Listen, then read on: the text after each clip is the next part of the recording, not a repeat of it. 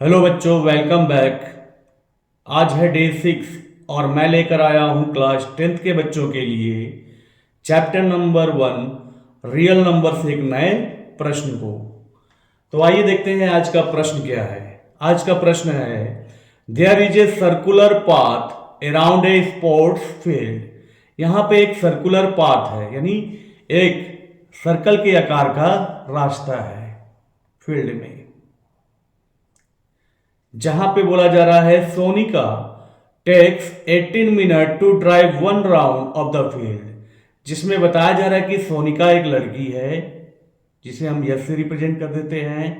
ये सोनिका 18 मिनट लगाती है एक फील्ड को कवर करने में, while Ravi takes 12 minutes for the same. जबकि वहीं पर उसी पॉइंट से रवि को एक राउंड कंप्लीट करने में 12 मिनट्स लग रहे हैं।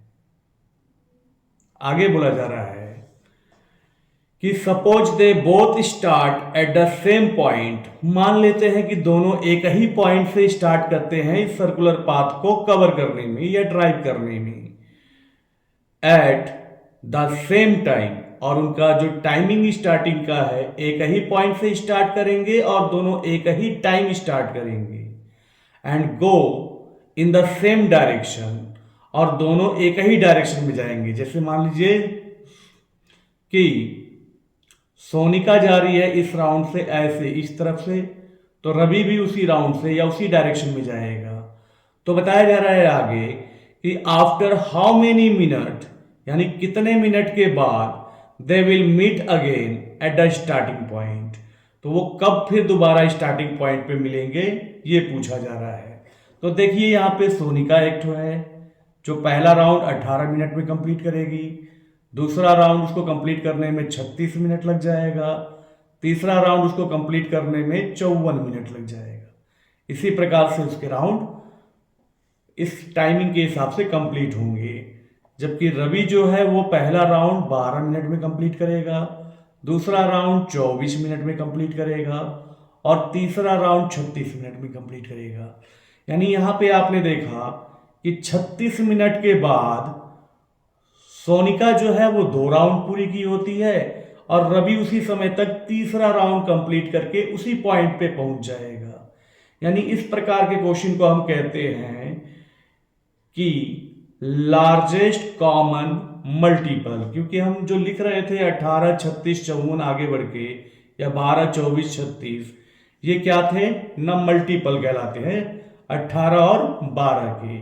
और इसमें लार्जेस्ट बोला गया है, सॉरी स्मॉलेस्ट कॉमन मल्टीपल बोला गया है। तो स्मॉलेस्ट कॉमन मल्टीपल का मतलब हो जाता है लीस्ट कॉमन मल्टीपल, जिसको हम एलसीएम भी कहते हैं। एलसीएम का मतलब होता है लीस्ट, लिस्ट का मतलब छोटा, कॉमन यानी जो दोनों में आता है, और M4 होता है मल्टीपल। यानी एलसीएम का मतलब होता है लिस्ट कॉमन मल्टीपल।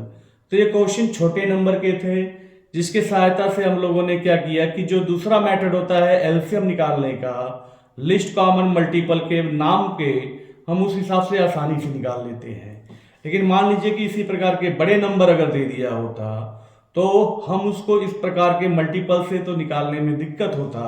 इसलिए हम क्या कहेंगे कि सिंपल सा क्वेश्चन के लिए सीधे आंसर बताएंगे। क्या बताएंगे कि they meet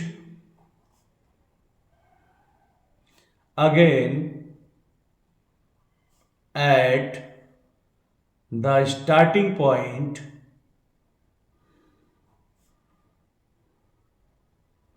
after LCM of 18 and 12 minute. अब 18 और 12 का एलसीएम क्या होता है ये तो सभी को पता है।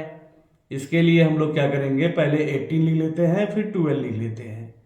इनके बाद इसको फैक्टराइजेशन मेथड से दोनों का फैक्टर निकाल लेते हैं।